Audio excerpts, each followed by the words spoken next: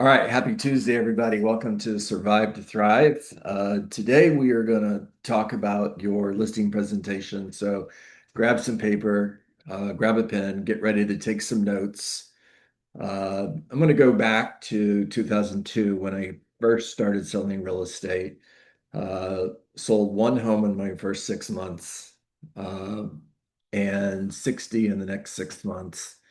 And one of the most common questions I get is what changed? And here's the answer to that question is I realized in order to be successful in real estate, especially focusing on the listing side of the business, because I made a decision when I first got into this business that I was going to be a real estate agent who only worked with sellers. So I was only taking seller listings.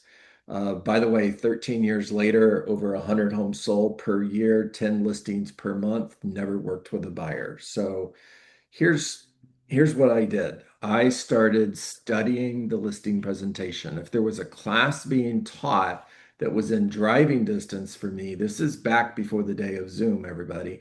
If there was a class that I could go to on listing presentations, I was there. I wrote out my listing presentation word for word, which is exactly what I'm teaching you today, by the way. And I PDR'd it, practiced, drilled, and rehearsed until I had internalized that listing presentation. Here's why it's important. If you're going to get on the phone and you're going to make calls to sellers, you've got to have the confidence that when you get to that kitchen table, you're going to knock it out of the park. If you don't have that confidence, then you're not going to confidently get on the phone and prospect for seller listings because, oh my gosh, what if you actually get an appointment? What are you going to say when you get there? So, we're not going to go through the entire 14-point listing presentation. It's a 3-hour class, but I am going to highlight a few things. So, first of all, soft interview, huge, very, very important. The day before you go on the appointment, make sure that you reach out to the seller, let them know that you're going to be reaching out to ask some questions in order to better prepare for your meeting with them tomorrow afternoon at 4 p.m. It's a script. Just write it down word for word. Lori, I'm reaching out. Lori, I'm going to give you a call before we meet. Uh, I'll give you a call tomorrow. I just have a few questions that I need to ask in order to better prepare for our appointment tomorrow afternoon at 4 p.m. or the next day, whatever it is. So, what should you ask? How long have you lived in your home? What kind of improvements have you made to your home in the last couple years? Tell me what you most like about your home. Um, are you interviewing other real estate agents? Ask them. Don't be afraid to ask them. You're not going to plant a seed. They're going to go, oh, yeah, what a great idea. I think I should do that. No, they're already thinking about it, but ask them, why is that important? Because you want to be first. If you're first, you can stop the shop. In other words, if I'm meeting with Kim Jera and I ask her, it's time to close, and I ask her, Kim Jera, you're ready to get started? And she responds with, absolutely, but I've got this appointment tomorrow afternoon, and I really feel like I need to keep the appointment. I can respond with, Kim Jera, can I share with you why you would actually be doing that agent a favor if you were to cancel the appointment? Now, if you believe that you're going to end up hiring me anyways, that agent is going to spend a couple hours preparing for the appointment. They're going to spend time with you. I've been here for a couple hours, so that's a total of 4 hours invested. And when they don't get the listing, they're not actually going to be an advocate to help us get your home sold. Now, I'll call them for you. And if I call them and I let them know, Dawn, sorry, I'm taking the listing away from you here, Dawn Richards. Dawn, Kim Jera listed her home with me. Now, here's the good news for you. It's not going to go on the market for another 7 days. You have a head start with against all of the other agents in order to bring us a buyer. Bring us a buyer in the next 7 days, and you've got the contract. Um, and back to Kim Jera, that's time that Dawn can spend to prepare and go on an appointment with somebody who will hire you, will hire her. You're actually doing her a favor. Now, if you're wondering, does that work, John? Yes, it does. I can't tell you how many listings I took, stopping the shop. Not all of them, but none of them I didn't try. So you want to be first. Also ask them, have you thought about selling your home by owner? Now, why would you ask that? If they say yes, then you can proactively work that into your listing presentation in order to overcome a potential objection. I want to start out by owner before I list my home. All right. Ask them how much they think their home is worth. Based on other homes that have sold in your neighborhood, Matthew, where do you see your home selling? Now, if they don't have an answer, if they say, well, that's why you're coming, just say, got it. Totally understand. But if they do give you an answer, now you have an idea of what they're thinking about. Now, if they give you an answer that is like ridiculous. So, Debbie, if they say 550, I'm the other home down the street from us just sold, they got 525. Mine is so much better. It's not, but they think it is, and we're going to get $550,000. Not time to overcome objections right now, everybody. Don't get into a dialogue on this. You're just asking questions. All right, day of the appointment. Confirm before you go. So I'm reaching out to Birgit John Dietz, calling to confirm our appointment later today at 4 p.m. Birgit responds, yep, looking forward to meeting with you. By the way, when we get together, if I'm able to show you that I'm the right agent for the job, are you ready to get started today? Trial close. If Birgit says yes, awesome, see you at 4 o'clock. If she says, no, I've got other appointments, understood, see you at 4 p.m. But at least now you know. All right, Kodak moment. You arrive at the home 5 minutes early, not 20 minutes early. That's not on time. You arrive at the home 5 minutes early, park in the street, you walk to the front door. You've got all of your listing tools with you, and you're going to knock on the door. Don't ring the doorbell. Knock on the door. You can knock on the door enthusiastically. You can't ring the doorbell enthusiastically. When Michelle comes to the front door, Michelle, hi, John Dietz. We had an appointment today at 4 p.m. and it's 4 p.m. May I come in? All right, tonality, enthusiasm, 100% matter here. If Michelle answers the door, hey, Michelle, John Dietz, we had an appointment today at 4 p.m. Can I come in? Yeah, how excited are you about me coming into your home? You're not. Now, the moment you walk in that front door, be different.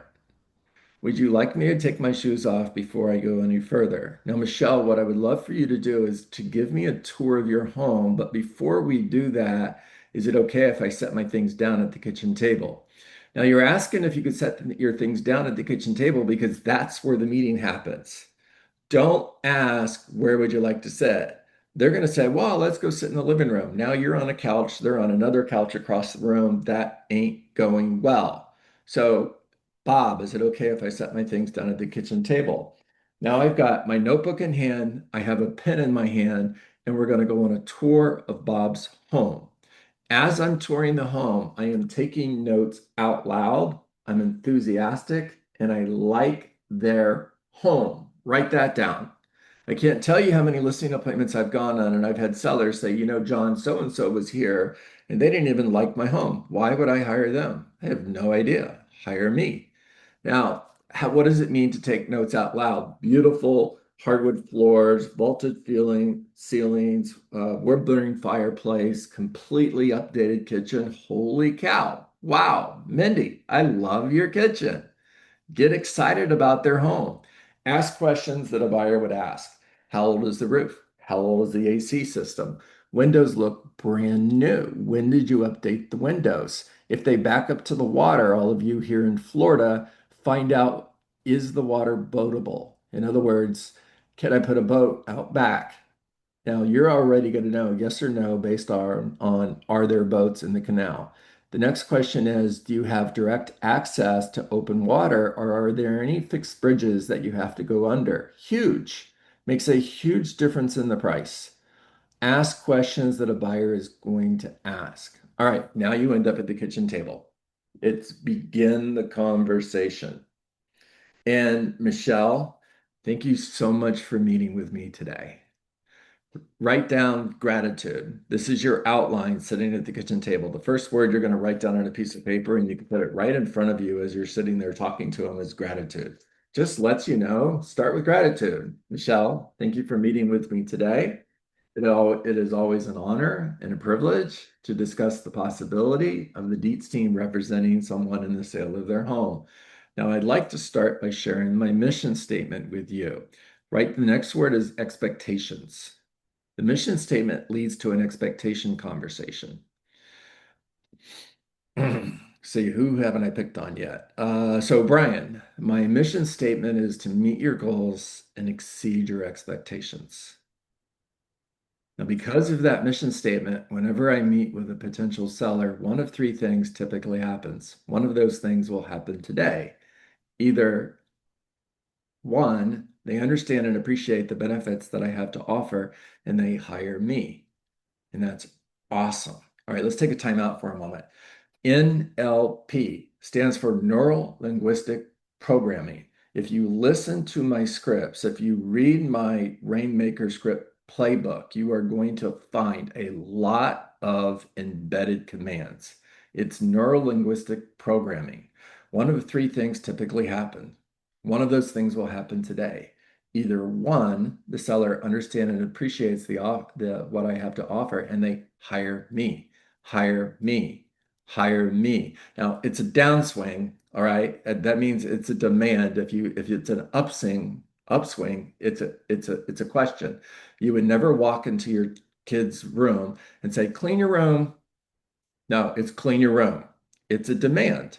All right. So the second thing that occasionally happens is they don't hire me. Quite honestly, that's not so awesome.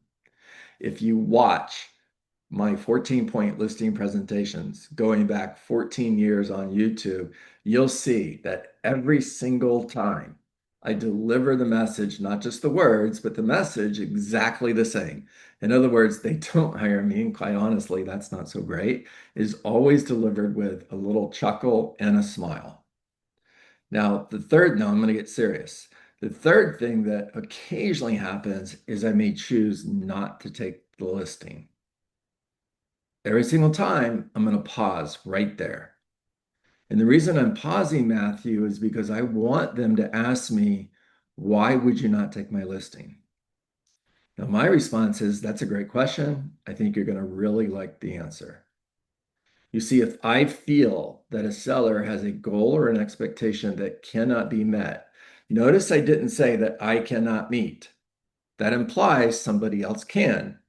If a seller has a goal or an expectation that I cannot meet, I just did it.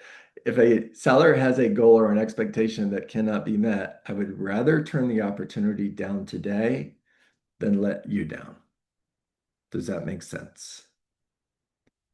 Every single time you're going to hear yes.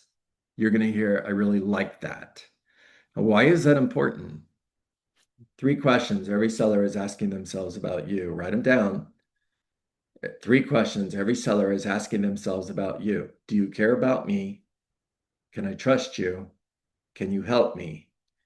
If I'm willing to turn the listing down, if you have an unrealistic goal or expectation, you can trust me. I'm not going to tell you something you want to hear just to put a sign in your front yard. All right. Needs analysis. Next word you're going to write down. In order for me to know if I can meet your goals and exceed your expectations, Kaya, I need to ask you a few questions. Would that be okay?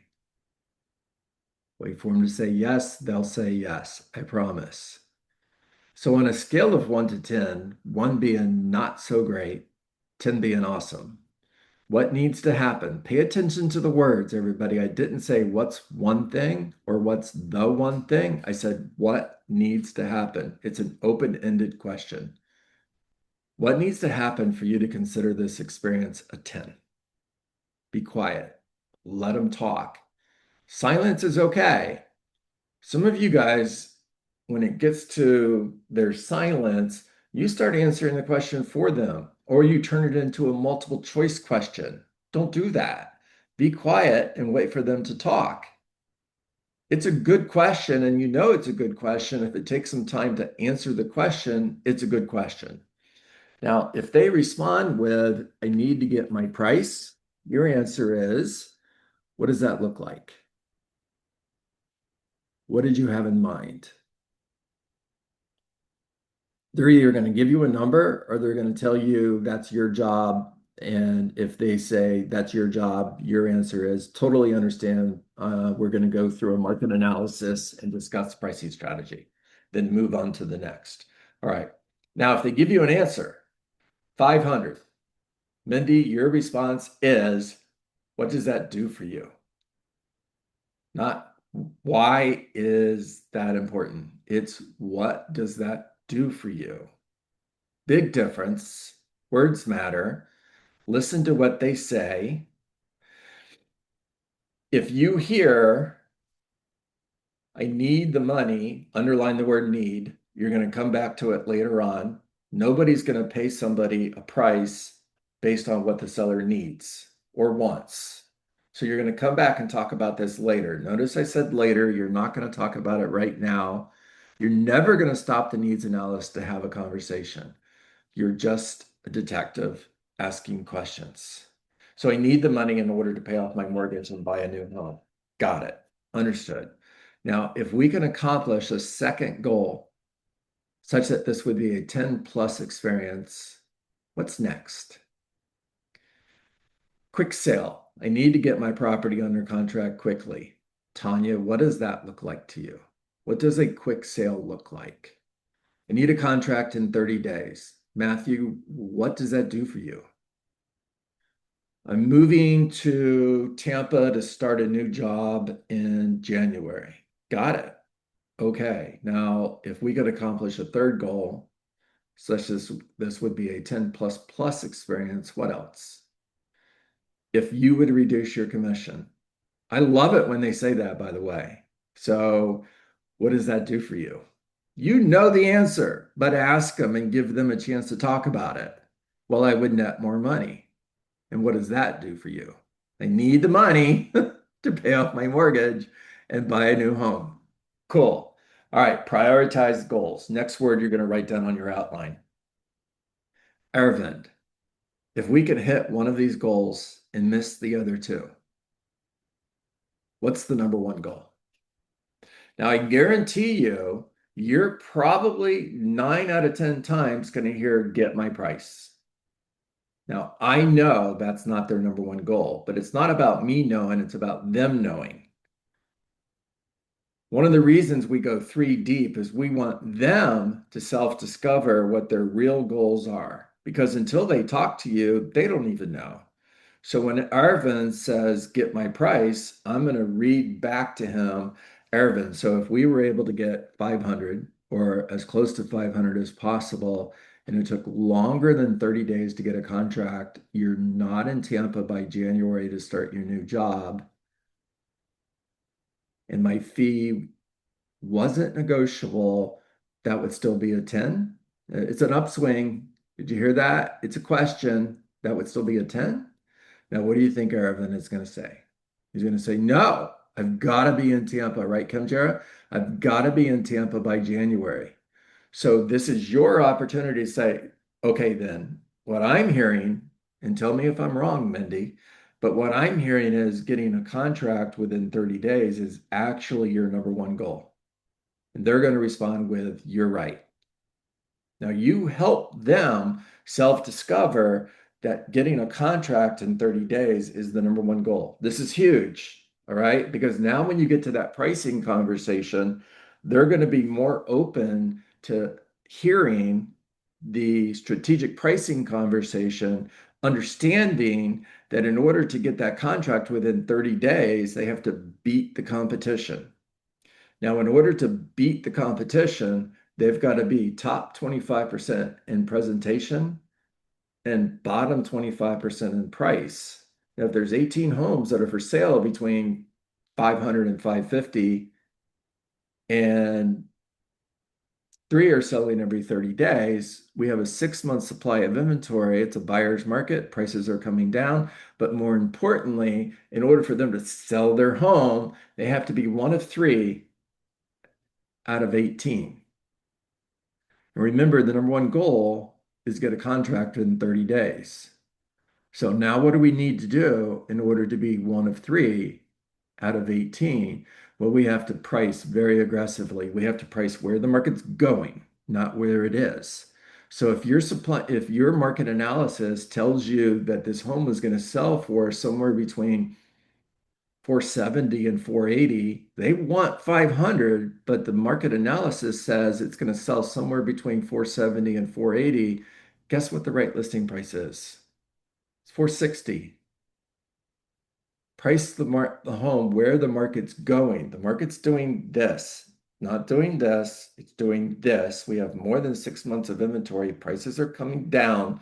That home, if it doesn't sell in the next 90 days, is going to be worth less money 90 days from now than it is today. So price it where it's going. Get out in front of everybody else. That guarantees that your home is going to be one of the three that's going to sell in the next 30 days.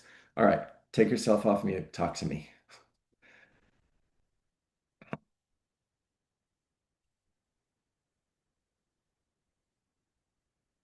Lauren Hernandez, talk to me. I have a question. Yep. So whenever we are doing the initial interview, asking the questions, and they mention, oh, a seller or my neighbor sold for X amount, I know not to dig deep into the objections, but would you ask for the address? Like, oh, do you happen to have know the address? I'd love to look it up. Um, just so you can also compare apples to apples during the actual meeting. You're going to do your homework, which is you're going to pull every single property that sold in the last 6 months. You're also going to go to tax records and see if there was anything that was sold off market. So you're going to find that property. Now, you can ask what the address is. I wouldn't, but you could.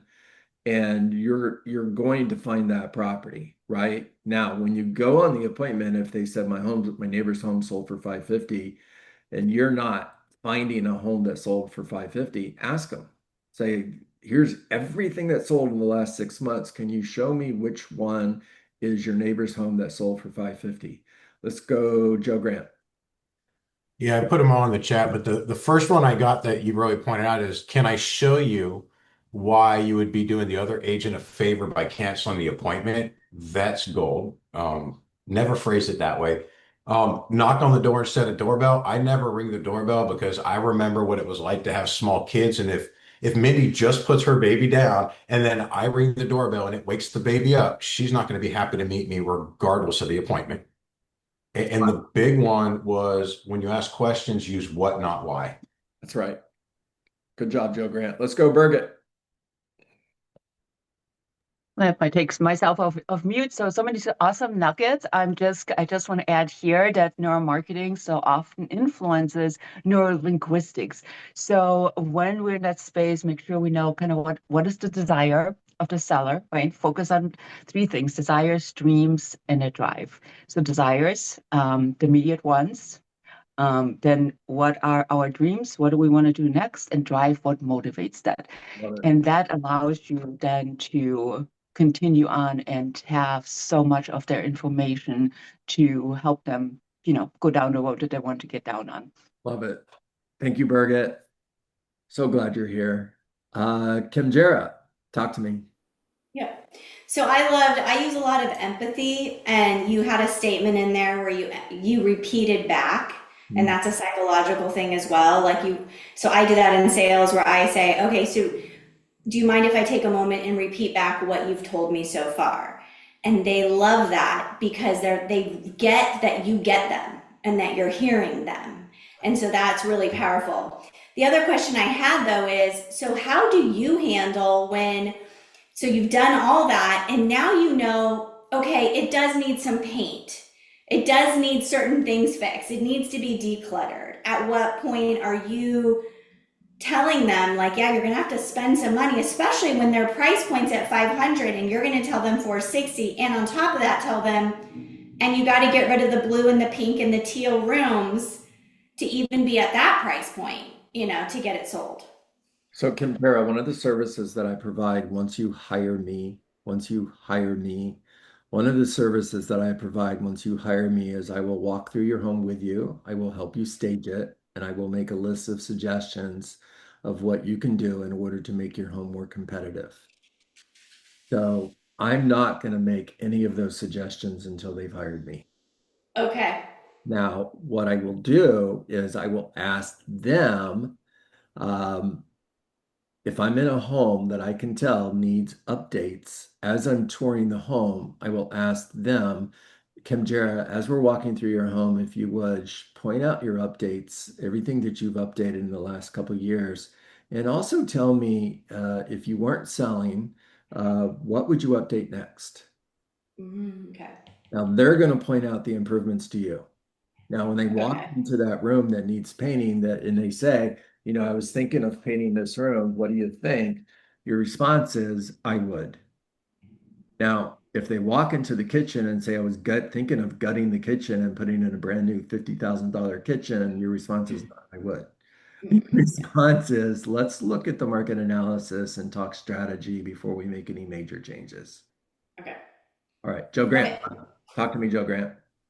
It kind of goes to Kim Jarrett's thing. One of the services that I offer when you hire me is I bring in a professional staging consultation person. She'll come in, she'll do the consultation on layout, flow, and everything with your property. And if we need to bring in extra staging, she'll recommend that. It's awesome.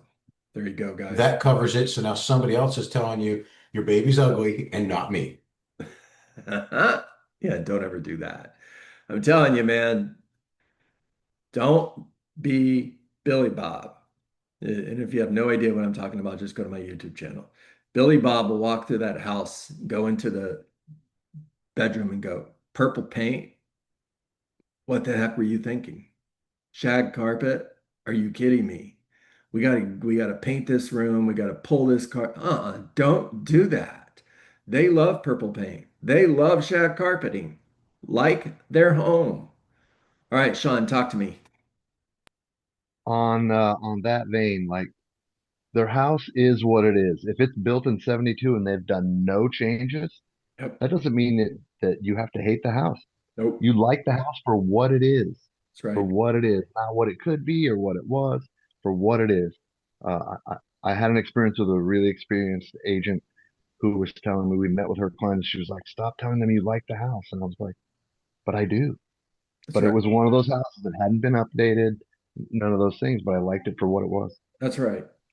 That's right. You can like somebody's home without going over the top. It 100%. had a place in the market. That's right. Birgit. Wasn't at the top. That's right. Birgit, last Allow, up. yep, allow them to make the disconnect. So by saying this is their home, so we have to tread carefully, right? But we want to make the disconnect by starting using your house, That's right. to help them make that disconnect of all the years that they worked so hard for maintaining this place and loving it. That's right. Do you care about me? Can I trust you? Can you help me? All right, that's a wrap, everybody. Make it a great day. See you tomorrow morning, 9 a.m. Go get them. Thank Thank you. you, John. Have a good day, everyone. Thank you, John. Always my pleasure. Thank you.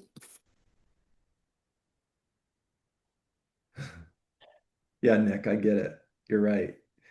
All right, go get them, guys.